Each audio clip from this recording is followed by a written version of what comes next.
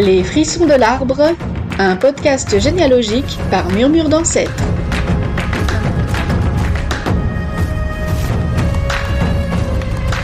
Le mystère enfin résolu.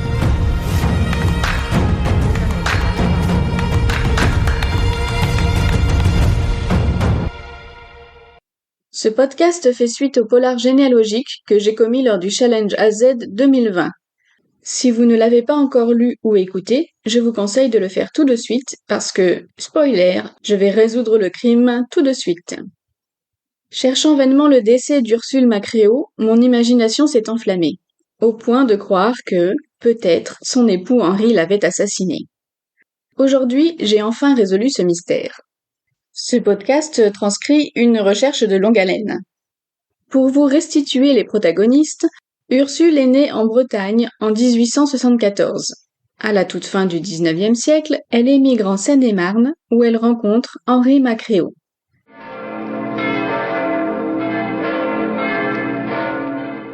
Ils se marient en 1900 à Tigeaux et auront 8 enfants. Ursule est l'arrière-grand-mère de ma mère. En 1948, Henri décède à Coulommiers. Il est dit alors veuf, mais d'Ursule, point de trace. J'ai cherché en vain Ursule. Pendant des années, j'ai tenté de la pister. Grâce aux actes de naissance de ses enfants, j'ai su qu'elle avait déménagé plusieurs fois dans des villages aux alentours de Tigeaux. Mais après, plus rien, car il n'y a plus de registre numérisé en ligne. Comme une éclipse, elle avait disparu. Je garde en tête cette image. Où a bien pu disparaître Ursule ? Longtemps je suis restée bloquée en 1902, limite du temps, des documents en ligne. Puis, petit à petit, de nouveaux versements m'ont permis d'en savoir un peu plus sur l'entourage d'Ursule, comme sur sa fille, la tante Paulette, restée une épine généalogique obscure pendant plusieurs années. Voir l'article sur le blog Murmure d'Ancêtre, comment trouver la tante Paulette. En récoltant les actes de mariage de ses enfants, je devine qu'Ursule est encore vivante en 1926, 1934 et peut-être même en 1937. L'étau se resserre. 1937-1948. Les recensements arrivent en ligne. Ils me confirment la présence d'Ursule à Morcerf, où elle s'est fixée avec son mari depuis 1911 jusqu'en 1936. À nouveau, une période creuse pour mes recherches. C'est alors que je commence à délirer doucement. J'imagine tout et n'importe quoi pour expliquer cette disparition. Ce sera le polar généalogique du Challenge AZ 2020 dont j'ai parlé au début de ce podcast. Henri aurait-il quelque chose à voir avec la disparition de sa femme ?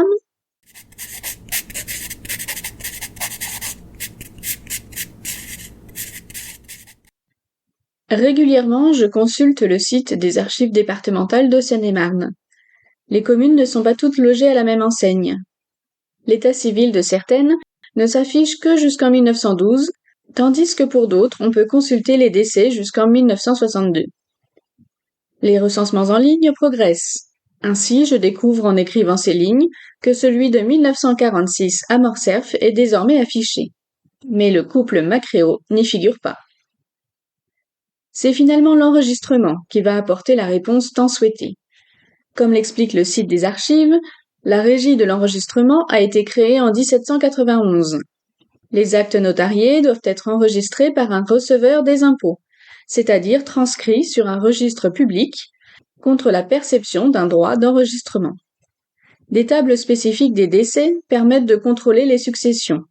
À partir de 1825, elles sont remplacées par les tables de successions et absences. Tenues alphabétiquement, elles fournissent avec des variations selon la date, des informations sur la personne décédée. Nom, prénom, âge, profession, domicile, date du décès.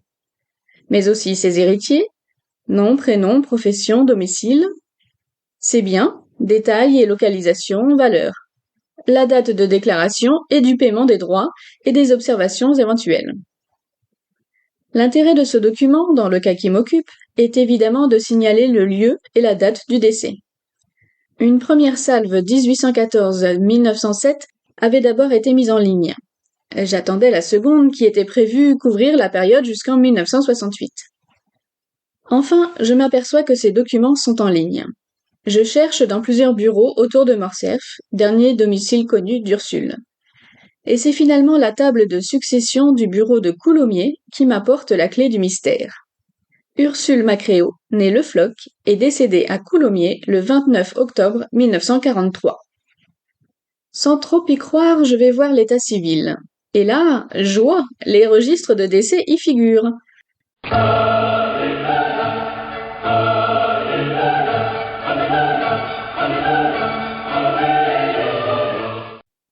Je peux donc, dans la foulée, consulter l'acte tant convoité. Ça y est, j'ai trouvé le Graal. Ursule est clairement identifiée. Ses parents, sa date et le lieu de naissance, son époux Henri Macréo. C'est bien elle. Il reste quelques incohérences et questions non résolues dans ce document. Mais heureusement, sinon ça ne serait pas drôle. Henri n'est pas présent au décès de son épouse. Sa résidence est inconnue. En effet, je perds sa trace après 1936. Où est Henri entre 1936 et 1948 ? Les recherches ne sont pas toutes épuisées.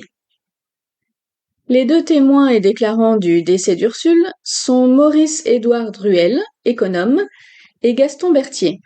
Ce dernier est le maire de Coulommiers de 1941 à 1944, puis à nouveau de 1947 à 1955.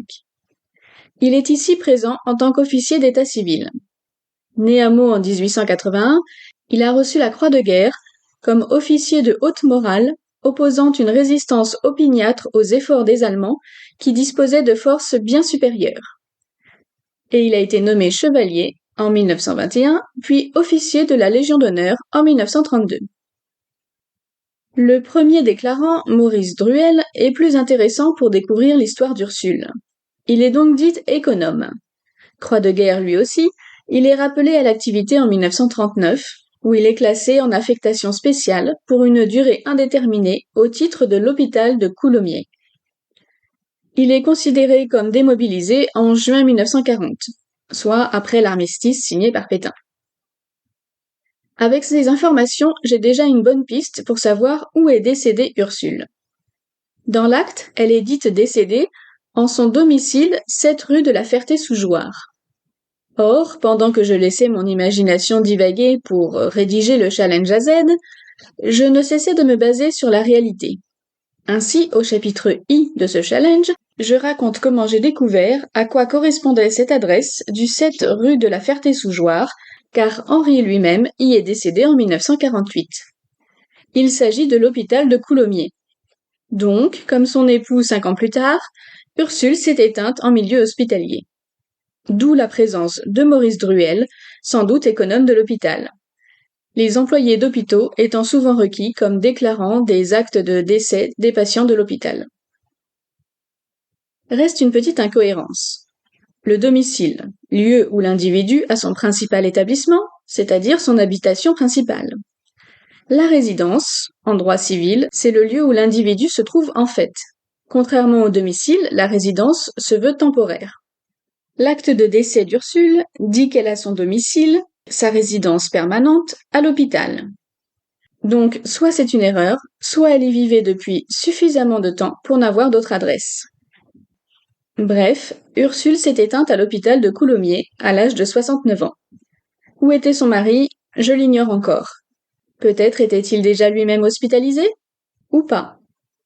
Mais pas de meurtre, ça c'est sûr. Ou presque.